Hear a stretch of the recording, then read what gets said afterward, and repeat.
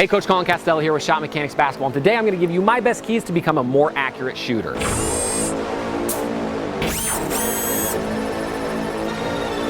So being an accurate shooter is really important, right? The more accurate you are, the higher shooting percentage you shoot, the more playing time you get, right? If you look at the best shooters in the league, they're all super accurate guys. So today what we're going to talk about is we're going to talk about a few of the keys that are going to help you gain accuracy instantly. So the first one we're going to talk about is what we call shoulder, hip, elbow alignment, right? If on the shot here, our boy Gibson's getting ready to shoot the basketball, on his extension, as he shoots the ball towards the hoop, you can just give us a little mock shot here and hold that follow through. You'll notice that he gets his shooting elbow, his shooting shoulder, and his shooting hip all in a straight line facing towards the basket. If he can do that, it's going to be a straight shot rather than a side-to-side shot. And that's probably the first most important part of becoming a really consistent shooter, is kind of getting that straight vertical alignment. Now, one thing you'll notice that on the catch that makes it easy is if he turns his feet just slightly. Notice that his feet are turned just a little bit here, and so that allows his shoulder to naturally fall into place. So if you can do that, it's going to help you out a ton. Now, each shooter is a little bit different. Some people like their dominant foot to be just a little more squared to the hoop, like this.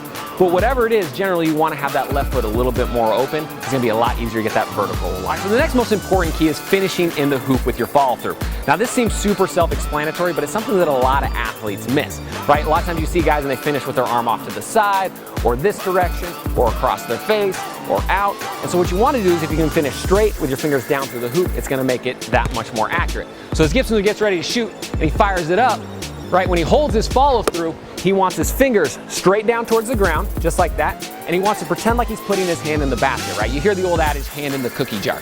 That's not a bad adage to think about, but I like to think about it's just a little bit easier to think about sticking your whole hand right in the hoop. Boom, just like that. If you can do that, you're going to be much more accurate, and you're going to keep your shot straight rather than left to right, and that's the first step to being a consistent shooter. So again, on the follow through, you're just finishing with your hand in the hoop, and it's going to help you out a ton. So the next most important key to being an accurate shooter is your release. Now, there's generally 3 release types that I like to use, and you probably want to watch my release video just kind of get the full breakdown on those. But generally, there's 3 options. There's a middle finger release, an index finger release, and a split finger release. So the idea is no matter what release you are, you want that finger in the middle of the basketball. So Gibson's a middle finger shooter.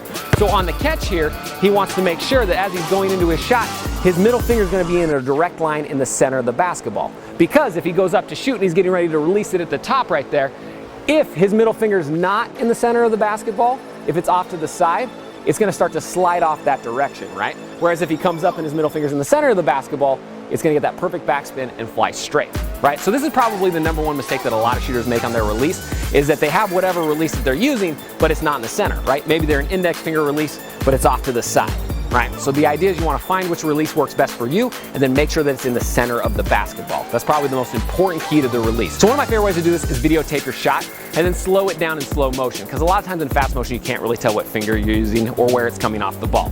So try to videotape your shot, and that'll help out a lot. And the next most important key is that you want to make sure you have a one-hand shot. Now, it's kind of the tendency of young shooters as they move out to the three-point line, they're trying to get extra power. So a lot of times what ends up happening is they use their offhand thumb to push the basketball as well, just like this. Now, a little bit of a thumb push isn't necessarily always bad. You know, some good shooters still use it, like Kyrie Irving has a little bit of a thumb push. I even have a little bit of a thumb push. But generally, you want to eliminate it as much as possible and have a one-hand shot, because that's going to keep everything straight and in alignment towards the basket. So as Gibson's getting ready to shoot the basketball here and he brings it up to his set point, he wants to make sure that his thumb on his guide hand is pointing more backwards rather than up or forwards, right? So as he releases into his jump shot, he wants that guide hand to stay straight, right? If this thumb starts rotating around and his palm starts facing towards the basket, that makes it a lot more likely that he's going to push the basketball off to one side or the other. So there's kind of 2 releases with the guide hand that I like. The first one is guide or thumb straight back, just like he just had. So why don't you follow through up there with your thumb back, boom, just like this. So we think about having your fingers up towards the ceiling and then your thumb back.